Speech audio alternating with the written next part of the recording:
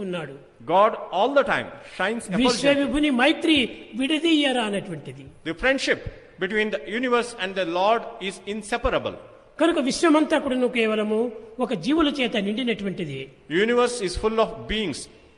కాబట్టి జీవులే రామస్వరూపులు. And individuals are the very form of Rama. ఒక్క రాములు మాత్రమే రాములు కాదు, సర్వ జీవులు కూడాను రామస్వరూపులే. Only Rama is not God, all the individual beings are God. రమింపచేసినటువంటి వాడు రాముడు. One who delights is Rama. కనుక ప్రతి వ్యక్తి కూడాను మనకు రమింపచేసేటువంటి వారే. Every individual should delight us. కనుక రాములు అనగా ప్రత్యేకమైనటువంటి ఒక స్వరూపం కాదు. Rama was not a separate individual. ముఖ్యంగా మనం యోచించవలసినటువంటిది ప్రతి జీవి కూడాను రాముడు స్వరూపమే.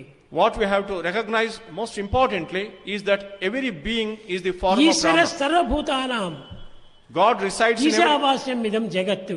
the whole universe is జగత్ అంతా కూడాను దైవ స్వరూపములే. the whole universe is the very form of God. సహస్ర శీర్ష పురుష సహస్రాక్ష సహస్రపాత్. The world we see 1,000 heads and 1,000 hands and 1,000 feet. ఆనాడు ఈ ప్రపంచంలో సహస్ర జీవులు మాత్రమే జీవిస్తూ ఉండేటువంటి వారు.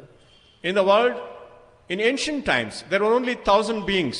కనుకనే సహస్ర శీర్ష పురుష అన్నాడు. That is why it was said God was having 1,000 forms. కాలము కదులు కొలది But later on వేలకు దాటి లక్షలకు వచ్చింది. the population became into a few ఈ lakhs లక్షలకు దాటి కోట్లకు వచ్చింది. and it became a few crores. ముక్కోటి స్వరూపుడు భగవంతుడు అన్నారు. Then they said God is in the form of 3 crore beings.